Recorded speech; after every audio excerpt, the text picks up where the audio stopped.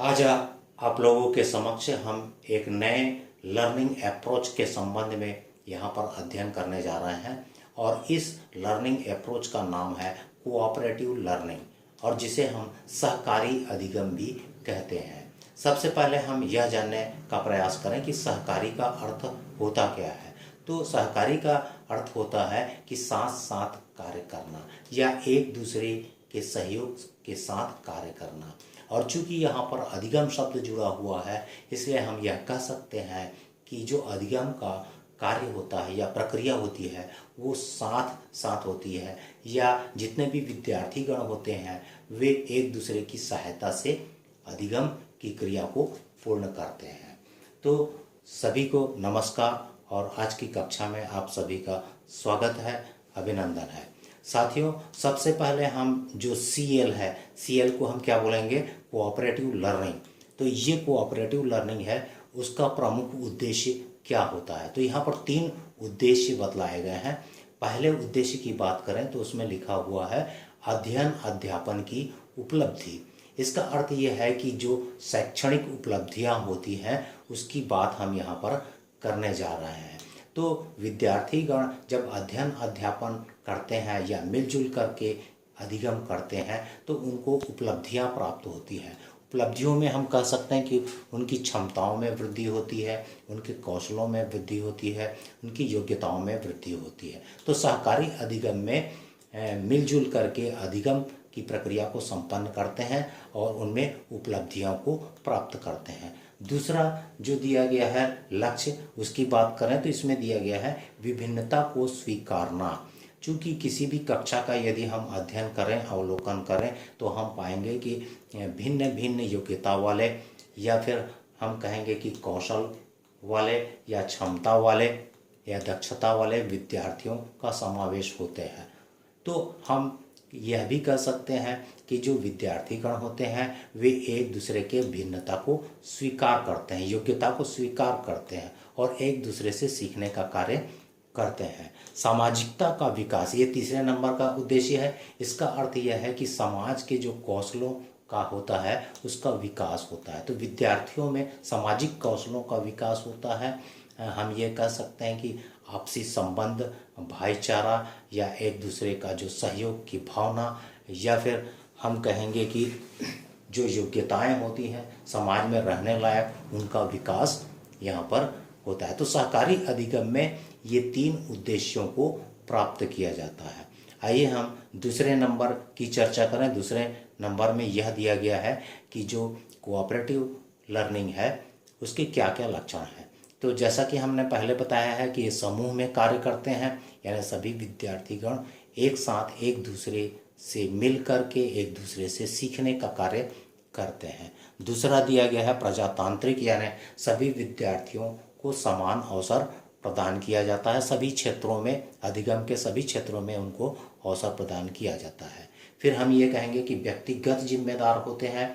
यहाँ पर इसका अर्थ ये है कि सहकारी अधिगम में एक दूसरे से वे मिलते हैं, एक दूसरे की सहायता करते हैं, लेकिन फिर भी से सीखने के लिए प्रत्येक जो व्यक्ति है वह जिम्मेदार होता है, यानी वह स्वयं सीखने का कार्य करता है, साथ में समूह में एक दूसरे का सहायता भी करता है। लेकिन जिम्मेदारी की बात करें तो वह स्वयं में जिम्मेदार होता है अपने सीखने के प्रति। सभी को अवसर, ये हमने पहले भी बात किया है कि सभी को समान अवसर प्रदान किया जाता है। समूह में पुरस्कार, इसका तात्पर्य ये है कि व्यक्तिगत पुरस्कार क्या इसमें प्रावधान नहीं है, बल्कि सामूहिक रूप से सभी को पुरस्कार में शामिल किया जाता है, सभी को पुरस्कार दिया जाता है। फिर गतिविधियों का आयोजन, विभिन्न गतिविधियों का इसमें आयोजन किया जाता है जिससे उनमें कौशलों का विकास हो सके। जैसे हम देखेंगे कि ग्रुप इन्वेस्टिगेशन होता है, समस्या समाधान होता है, या किसी भी सारांशीकरण या फिर हम कहेंगे कि किसी परिप्रेक्ष्य को समझने के लिए साथ साथ इसमें विभिन्न गतियों का आयोजन किया जाता है जिससे सभी मिलजुल करके उस गतिविधि से उपलब्धियों को हासिल करें। आइए हम अन्य लक्षण की बात करें। विभिन्न समूह उच्च, औसत, निम्न उपलब्धियों वाले विद्यार्थियों का समूह होता है। तो इसमें एक बात बहुत ध्यान देने वाली बात ये है कि इस समूह में विभिन्न प्रकार के विद्यार्थी शामिल होते हैं, यानी उच्च योग्यता वाले विद्यार्थी भी इसमें होते हैं, औसत वाले भी होते हैं, मीडियम वाले, और निम्न यानी धीमी गति से सीखने वाले भी विद्यार्थी यहाँ पर होते हैं, या उनको कम जिनको उपलब्धियाँ प्राप्त होती हैं ऐसे भी विद्यार्थियों को शामिल किया जाता है। तो एक समूह का निर्माण किया जाता है जिसमें इतने प्रकार के लोगों का समूह बनाया जाता है।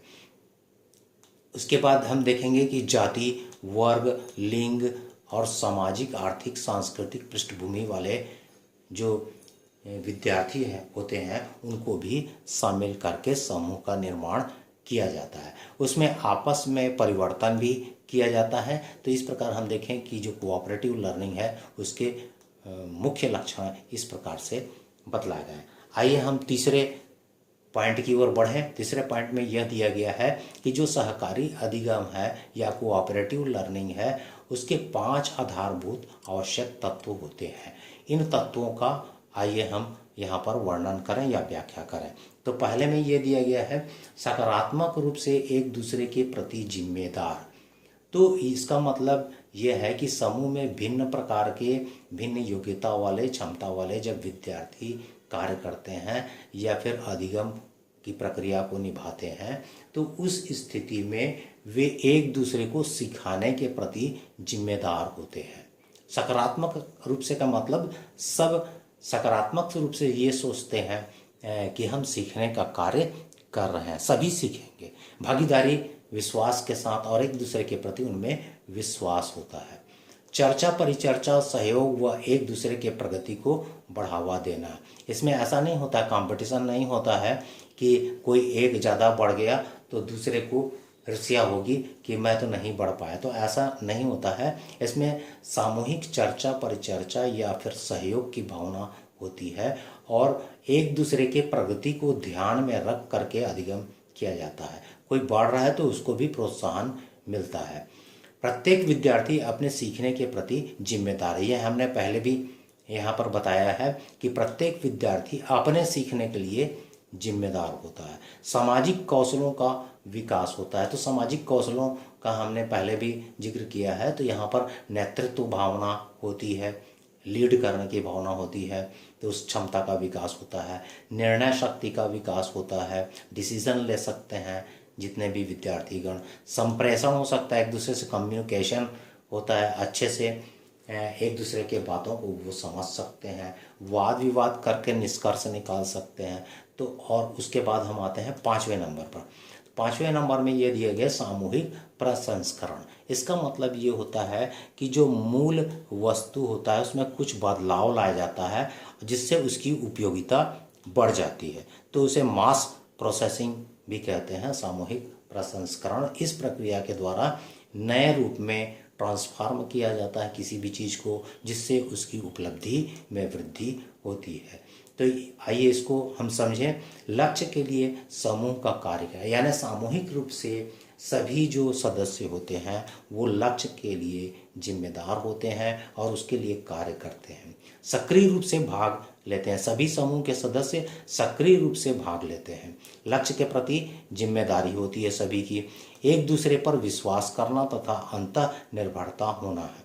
इसका मतलब है कि एक दूसरे में परस्पर निर्भरता होती है, वे एक दूसरे के कार्य पर निर्भर होते हैं और आगे बढ़ते हैं। एक दूसरे के कार्य की पहचान भी करते हैं, किसने क्या कार्य किया है इसके सभी सदस्यों की पहचान होती है और उसको रख करके वो अधिगम की प्रक्रिया में शामिल होते हैं। आइए हम चौथे पॉइंट्स की ओर जाएं।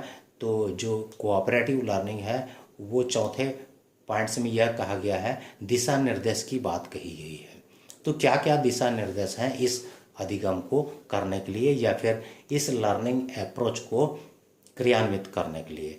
तो पहला दिया गया है कि यदि हम सहकारी अधिगम की प्रक्रिया को किसी कक्ष में लागू करते हैं तो 3 से 5 विद्यार्थी उसमें होने चाहिए। विद्यार्थियों का सम्मिश्रण होना चाहिए।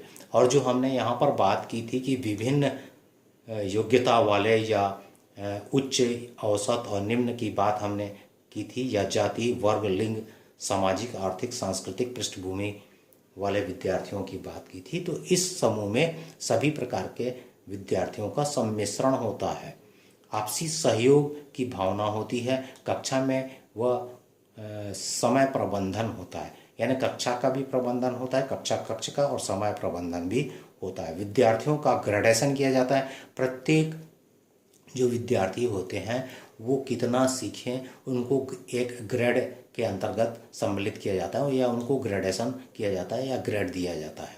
समूह में बदलाव होना, और समूह में एक आवश्यक तत्व है कि हम एक ही समूह में बार बार किसी भी विषय के प्रति या अधिगम ना करें, बल्कि हम समूह में चेंजेस करते रहें, परिवर्तन करते रहें, जिसमें ये भावना मत हो कि एक ही समूह वाले ज़्यादा विकास कर रहे हैं। तो कक्षा में जितने भी विद्यार्थी हैं सबको समूह में शामिल किया जाना चाहिए और सबको मिलजुल करके अलग अलग समूहों में, ऐसा ना हो कि कोई जो विद्यार्थी है कि मैं इस समूह में कार्य नहीं कर पाया, ऐसी भावना नहीं होनी चाहिए। तो सभी को मौका यहाँ पे दिया जाना चाहिए, पुनर्बलन प्रदान किया जाना चाहिए और प्रोत्साहन के लिए बीच बीच में पुनर्बलन प्रदान करना चाहिए। आइए हम 5वें पॉइंट्स की ओर आए। अब इसमें 5वें पॉइंट में ये दिया गया है अध्यापक की क्या भूमिका होती है। तो अध्यापक की क्या भूमिका हो सकती है, विषय के उद्देश्यानुसार समझ बनाना। एक तो जो भी विषय प्रस्तुत किया गया है विद्यार्थियों के समूह में जिससे उनको अधिगम होना है, उसमें समझ बनाना, सभी सदस्यों का सीखने हेतु आवश्यक तैयारी करना और इस प्रकार की व्यवस्था करना, वातावरण तैयार करना जिसमें सभी विद्यार्थी सीखने का कार्य कर सकें। विषय से संबंधित जानकारी उपलब्ध कराना, यदि किसी प्रकार के समूह में विषय से संबंधित जानकारी का अभाव है तो उन्हें पाठ्य सामग्री पहुंचाना। तो यह भी बहुत बड़ा कार्य किसी शिक्षक का होता है। सीखने हेतु समूह निर्माण करना। अब किस प्रकार का समूह निर्माण करना है, कितने समूहों का निर्माण करना है, क्या क्या सब्जेक्ट अलॉट करना है, यह सब शिक्षक का कार्य है, जिससे वे तत्परता से सीखने या अधिगम करने की प्रक्रिया में शामिल हो सकें। सीखने की गतिविधियों में सहयोग देना।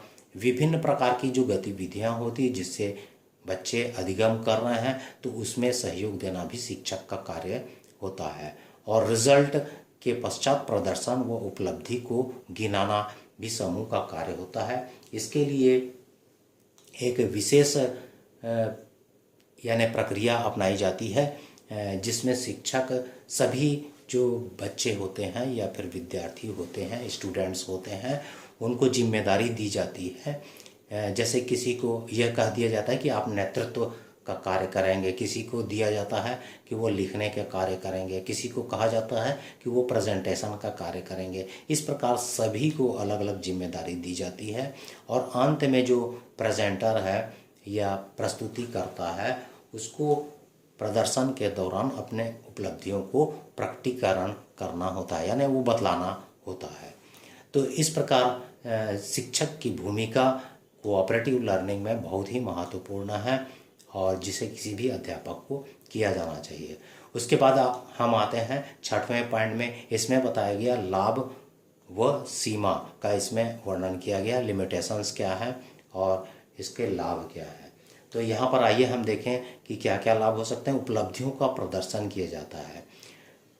यहाँ पर सहकारी अधिगम के अंतर्गत जो उपलब्धियां प्राप्त होती है विद्यार्थियों को, उनका प्रदर्शन करने का उनको मौका मिलता है, यानी अभिव्यक्त करने का मौका यहाँ पर मिलता है। सामूहिक रूप से सीखना होता है, सभी एक दूसरे से सीखते हैं, सामाजिक रूप से सीखते हैं तो सामाजिक भावना का भी विकास होता है। सामाजिक व्यवहार को वो सीखते हैं, आत्मसम्मान बढ़ता है एक दूसरे के प्रति और स्व अवधारणा का विकास होता है। जो कॉन्सेप्ट बनता है, अवधारणा बनती है, वह स्वयं की अवधारणा का विकास इसमें किया जाता है। पॉजिटिव थिंकिंग होती है, एक दूसरे के प्रति सकारात्मक सोच की वृद्धि होती है और अंतःक्रिया के फलस्वरूप एक दूसरे को समझा जाता है।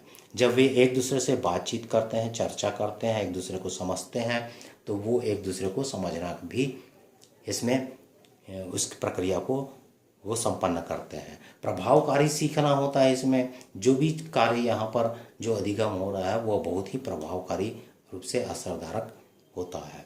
आइए हम कुछ लिमिटेशंस की बात करें तो समूह में असमानता होने पर प्रगति पर प्रभाव पड़ता है।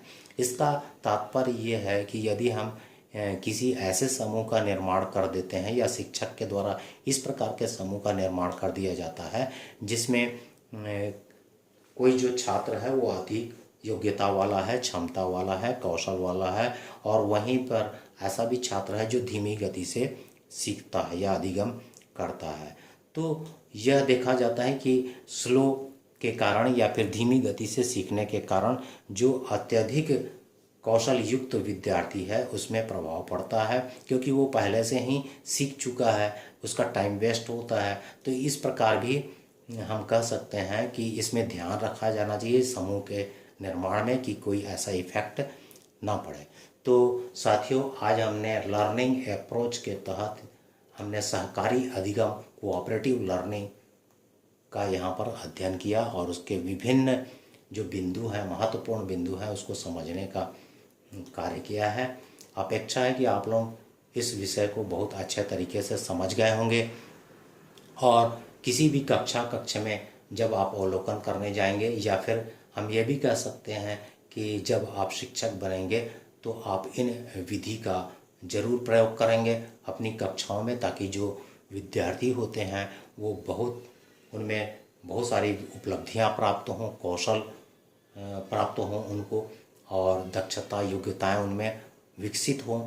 तो साथियों, आज के इस कालखंड में बस इतना ही, और हम नेक्स्ट जो पीरियड होगा या कालखंड होगा उसमें हम एक नए लर्निंग अप्रोच के साथ आपके समक्ष आएंगे। तब तक के लिए आपको सभी को नमस्कार और धन्यवाद।